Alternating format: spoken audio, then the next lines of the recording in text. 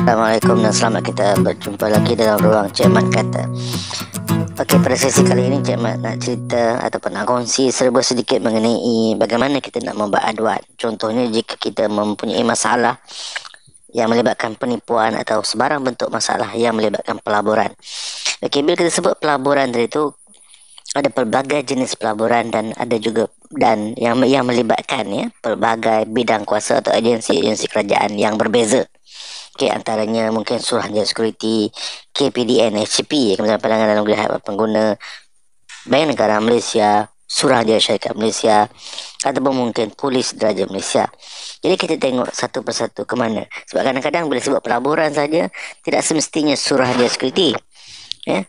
Sebab apa? Pelaburan tadi itu, macam Cik Mat kata tadi itu, ia juga mungkin berada di bawah bidang kuasa agensi-agensi lain yang berbeza. Kita tengok yang pertama itu Suruhanjaya Security. Apa bidang kuasa Suruhanjaya Security?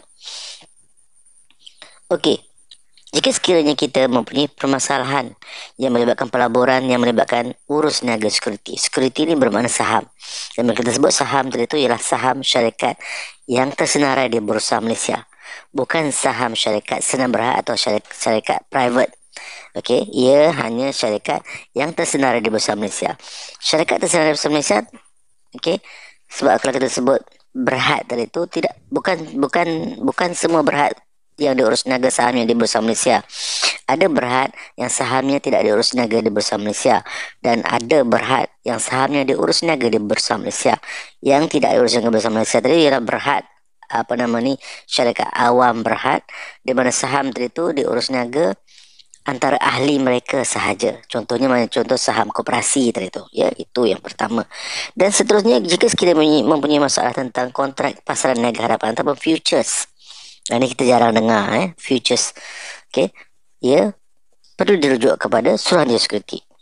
Pengurusan dana ataupun fund management, contohnya ambil di orang dan bawa labur sana sini, iaitu pengurusan dana. Dan pelaburan yang dibuat tadi itu melibatkan produk-produk di bawah pasaran modal, contohnya macam saham, unit amanah, aset, digital asset contohnya, atau macam kripto tadi tu, contoh digital asset. Memberi nasihat keuangan korporat, giving financial financial corporate advice, corporate advice itu, atau memberi khidmat nasihat pelaburan, investment advice. Okey, investment advice juga jatuh di bawah kawasan Suruhanjaya Security. Maknanya contoh kita memberi nasihat contoh saham mana yang nak dibeli. Kalau kita just mata-mata cerita tentang bagaimana nak pilih saham, apa kriteria saham baik, saham tak baik, apa kriteria dia, itu mungkin tidak menjadi isu. Tapi jika sekiranya kita menjurus kepada contohnya beli saham syarikat A, beli saham syarikat B, jual syarikat A, jual syarikat B, ia menjadi satu kesalahan dan memerlukan individu tersebut mempunyai lesen dengan Suruhanjaya Security.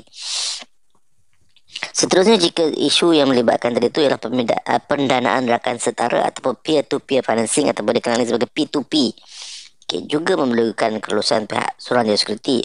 Maknanya sekiranya ada elemen ataupun kriteria P2P tadi itu, kita rujuk kepada Suruhanjaya Security. Dan seterusnya, pendanaan awam equity ataupun equity crowdfunding ECF berada di bawah Suruhanjaya Security. Skim persediaan swasta, private retirement scheme, bawah Suruhanjaya Security. Dan seterusnya, aset digital. Contohnya jika sekiranya ada individu yang menawarkan platform urus niaga mata wang kripto, kena ingat mata wang kripto tidak di bawah Suruhanjaya Security, tetapi urus niaga mata wang kripto menyediakan satu platform urus niaga tadi tu, berada di bawah kawasan Suruhanjaya Security. Dan seterusnya, agensi yang seterusnya, Kementerian Perdagangan Negeri Hal Ehwal Pengguna. Ini jika sekiranya skim yang kita terlibat tadi itu adalah skim piramid ataupun melibatkan kita mencari ahli atau downline di bawah kita, rujuk kepada KPDN HGP. Ataupun direct selling ataupun jualan berperingkat, juga di bawah Kementerian Perdagangan Dalam Negeri Hak Pengguna. Dan apa saja kes-kes yang melibatkan koperasi, contohnya kita melabur dalam koperasi, kita boleh bawa kepada KPDN HCP ataupun kita juga boleh terus merujuk kepada Suruhanjaya Koperasi Malaysia, di mana Suruhanjaya Koperasi ini melapor kepada KPDN HCP tadi tu. Dan jika sekiranya aktiviti yang kita terlibat tentu melibatkan undang-undang ataupun segala aspek yang melibatkan syarikat sole proprietor ataupun syarikat sendirian berhad, bukan syarikat awam tadi ni, okey, maka kita boleh rujuk perihal tersebut. Contohnya kalau contoh mesyuarat, minit mesyuarat ke mesyuarat agung ke apa ke, kita boleh rujuk kepada pihak Suruhanjaya Syarikat Malaysia.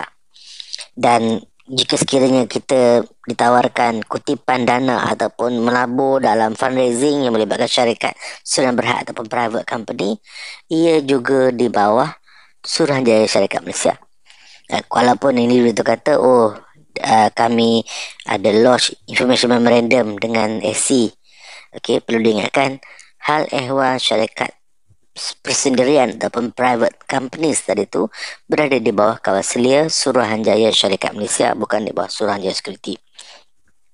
Skim berkepentingan ataupun interest scheme, ni contohnya macam skim ikan haruan, ikan arawana, burung layang-layang, burung walit, apa semua tu, ya.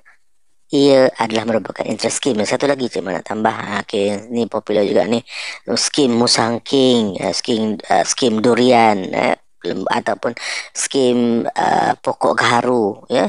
Ia merupakan penawaran untuk mendapatkan keuntungan hasil daripada menyertai sesuatu perniagaan tadi tu dengan mereka menjual lot tadi tu, ya, bukan menjual saham tapi menjual lot kepentingan dalam perniagaan, dan kita berharap untuk dapat keuntungan dengan menyertai perniagaan, bukan sebagai rekan kongsi tapi menyertai perniagaan, menyumbang kepada modal, bukan sebagai rekan kongsi itu, ya.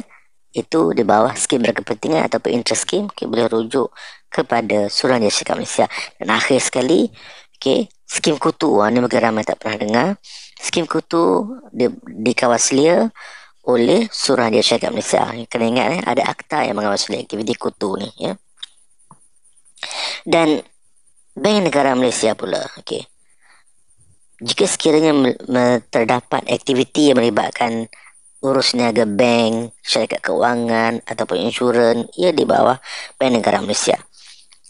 Pengambilan deposit tanpa lesen, contohnya mengambil sejumlah wang, menjanjikan pulangan pokok dan juga keuntungan dalam satu tempoh masa tertentu, ia adalah merupakan pengambilan deposit yang perlu mempunyai lesen dan dikawal selia oleh Bank Negara Malaysia. Pelaburan berasaskan mata wang ataupun forex, ni banyak sekarang ni berada di bawah kawal selia Bank Negara Malaysia. Dan seterusnya digital wallet, kita ada digital wallet kita kan, ya, contohnya Tashengo wallet lah, macam-macam wallet tadi tu, ia perlu kelulusan pihak Bank Negara Malaysia.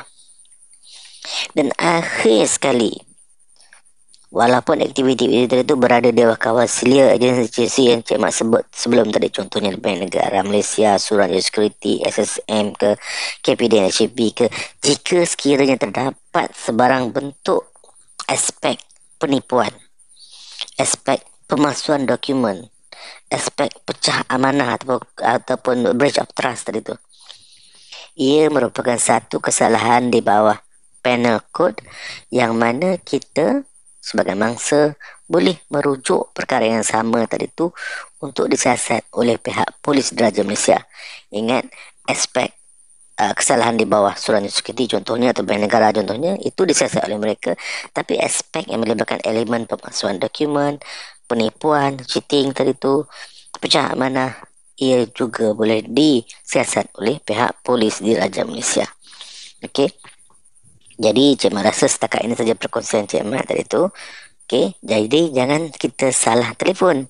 Kalau kita telefon tempat yang tak betul, mungkin mereka akan rujuk kita kepada tempat-tempat yang betul. Jadi kadang-kadang kita akan rasa, call sana, call sini apa semua.